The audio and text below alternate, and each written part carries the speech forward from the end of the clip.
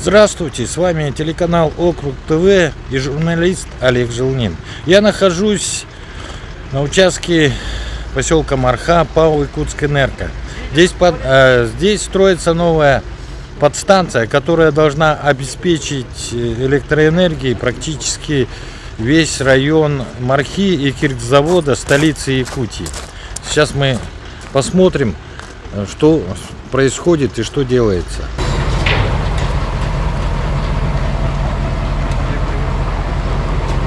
Я так понимаю, смотрите, это мощные трансформаторы. Еще раз говорю, что данная станция практически должна обеспечить Марху, Киргизавод полностью этим электричеством. То есть перебои не должны быть, и мощность этой подстанции должна быть большая. Сейчас мы узнаем.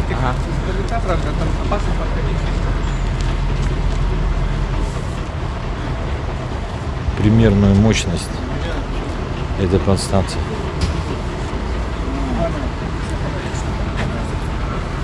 Узнать об этой подстанции. Первый вопрос для наших зрителей, это для Мархи, Киргизавода. Это вот будущее, то есть не будет тех проблем, которые сейчас существуют. Ну, прежде всего, конечно, да, строительство этой подстанции направлено на повышение надежного энергоснабжения потребителей, прежде всего поселка Марха. Мы увеличиваем мощность подстанций, существующих примерно 12,5 тысяч киловольт-ампер до 32 тысяч киловольт-ампер. Также распределительные сети с напряжением 6 киловольт переводим на 10 киловольт, что безусловно создает резервы. И кроме этого, увеличенная мощность этой подстанции позволит нам разгрузить еще две подстанции городские. Это радиоцентр и Хатынгюрях, что позволит нам решать вопросы по подключению новых потребителей не только поселка Марха, но и поселка Жатай и, соответственно, Тулагина-Кильдянск. И понятно, что вот эти работы, они направлены прежде всего на обеспечение надежного энергоснабжения потребителей. То есть, получается, Марха, Киргизавод, весь Хатынгюрях, да? Да, да, да. Практически весь город до той стороны, да. Потому что помимо вот самой подстанции, мы еще планируем строительство отпайки. Это ВЛ 110 10 киловольт, примерно 400 метров. Это вот опоры, которые уже поставлены. И кроме этого, около 4 километров мы построим линию электропередач вот от подстанции Хатынгюрях сюда, тоже в габаритах 110 киловольт. И плюс кабельная линия там примерно 110 метров. Ну, то есть это позволит расширяться городу в том направлении? Ну да, и возможно есть планы городских властей, но они нам не озвучат с точки зрения вот переселения вот этих граждан, которые живут в старых домах на Киргизаводе, здесь в поселке Марха, и понятно, что увеличенная мощность подстанции позволит решить эти вопросы. А по срокам, когда это все произойдет? Но мы планируем завершить строительство к концу ноября текущего года. У нас там идет задержка по поставкам оборудования, но вот последнее оборудование, это шкафы АПУ, мы ожидаем где-то в начале октября, и, соответственно, с этого момента монтаж, ну, он примерно тоже месяц-полтора займет, и вот тогда мы завершим строительство. Мы планируем, да, вот в конце текущего года, в конце ноября текущего года. И оборудование это, ну, в условиях санкций какое? Импортное или все-таки российское? Преимущественно российского отечественного производства. Ну, какие-то комплектующие, да, импортного производства, но это поставки, которые были в 2021 или в начале текущего года, а так преимущественно все оборудование российского производства. И вот монтаж полностью по Якутскэнерго делает, да? Я имею в виду все своими силами, вот денежная да, заказчик строительства объекта ПАО Якутскэнерго, подрядная организация у нас ООО ПЦР Камаев Леонид Ростиславович. Вот он у нас работает на нескольких объектах. Вот один большой объект — это вот подстанция Марха, плюс он работает у нас на подстанции Сунтар-3 в поселке Сунтар, и сейчас приступает к работам по техприсоединению Жатайской судоверфи в поселке Жатай. И мне рассказали, что эта станция еще повлияет на магистральные линии, да. Ну, если брать, я смотрю, там деревянные у нас дома, опоры стоят, которым по несколько лет, что это будет модернизироваться, получается, сразу, да, как только запустит эту подстанцию. Это то, что про промежуточное Части оперативное распределительных выбирается. сетей, наверное, Георгий Георгиевич. Сказывай. Какие у нас Скажи. планы части распределительных сетей? Получается, у нас эта подстанция будет 110 на 10, а существующая подстанция это 35 на 6 киловольт.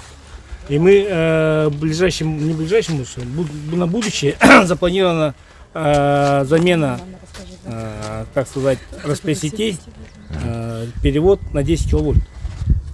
Это нам даст возможность, как сказать, резервировать распределитель. То есть электроснабжение жителей поселка Марха будет более надежным. А также, как сказал Алексей Александрович, часть 110-ки, это где-то примерно 4 километра, будет приведена на металлический опор с деревянным. Появится... Это повышает надежность. То есть это не будет, как, например, у газовиков, которые горят иногда. У нас не хватает сил, мощности газопровода, а теперь, может, жители вот этих микрорайонов уже с большой уверенностью подходить. Ну, сейчас более надежное будет. Это снабжение будет более надежное.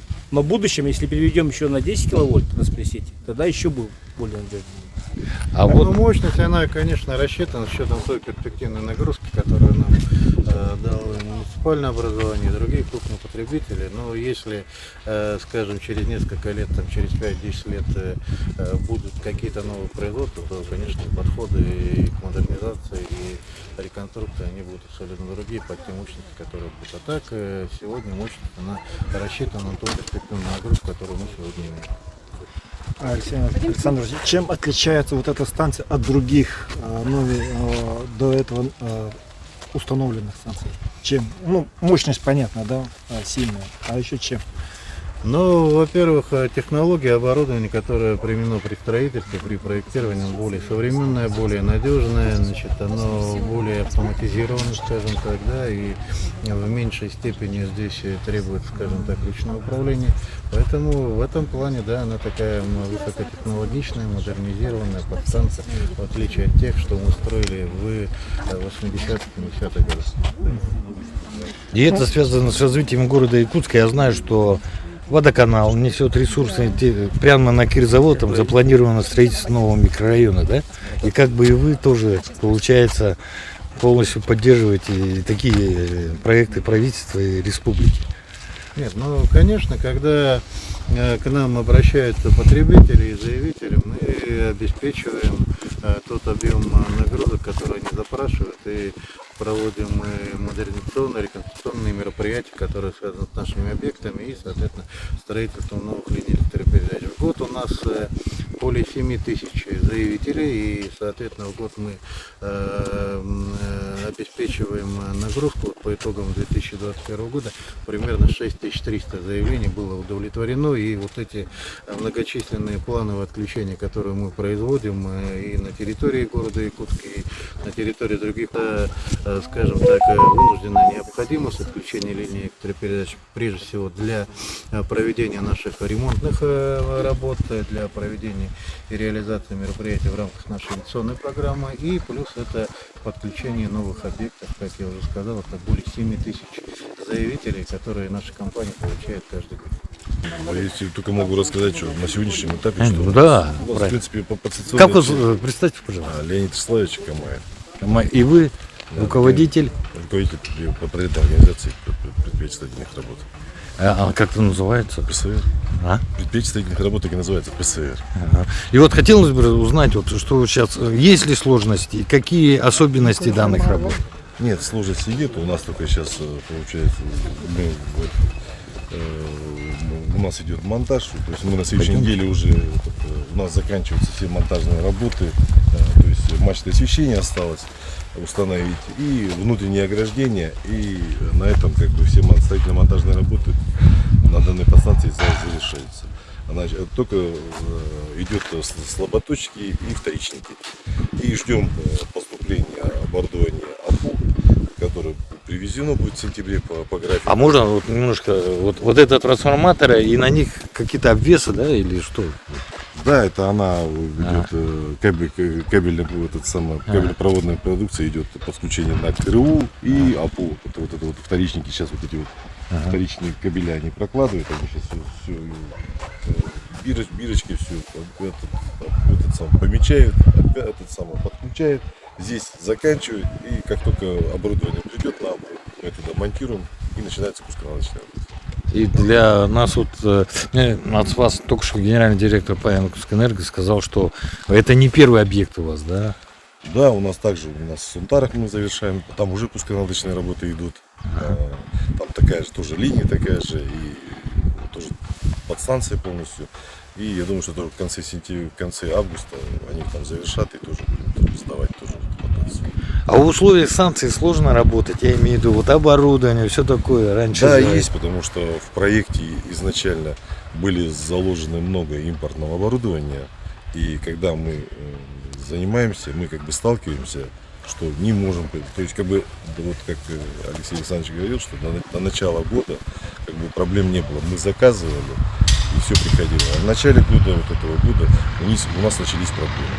И то есть каждый, куда мы подходили по оборудованию, там Шнайдеровская, там много таких названий, и нам пришлось плотно поработать, позаниматься, чтобы пересогласовать эти все на более отечественные, и эти же наши производители тоже с этим столкнулись, потому что они, допустим, там не ставили себя задачу, там просто покупали импортное оборудование, комплектовали свое оборудование и как бы отдавали нам подрядчикам. И они тоже с этим столкнулись, и они тоже вот буквально в короткое время они быстро переориентировались и как бы быстро тоже вот у нас получилось там на месяц, но они все нашли это оборудование, что-то сами сделали. Что-то где-то в других купили, скомплектовали и все нам отправили. То есть получается движение, как бы развитие не стоит на месте и приходится ориентироваться. Да. Как только момент доходит до этого, все начинают этим заниматься и искать решение и решать его. И, как бы, единственное, только по времени это самое. Есть оттяжка по времени. И вот эта станция, она, вот вы же монтируете управление, я так понимаю, да? Да. Она сложна с точки зрения, наверное, инженерного, я имею в виду, раз у нас замещение идет, или же она все-таки такая же аналогичная, как и в прежних... Нет, с прежними подстанциями не сравнить. Да? Да, то есть это технологичная станция. А чем она-то? В Якутске, допустим, таких станций, это первая, кажется, станция такая. Да? Большая, да. Это в таком формате. А маленькие особенности-то, вот мы сейчас зайдем, да, есть, да, определенные, да? Да, конечно. Но это больше контргорнильная эксплуатация. Вот мы заходим в управление. Омск. Омск, да? Да. У меня уже бордюр здесь же. Ну это хорошо.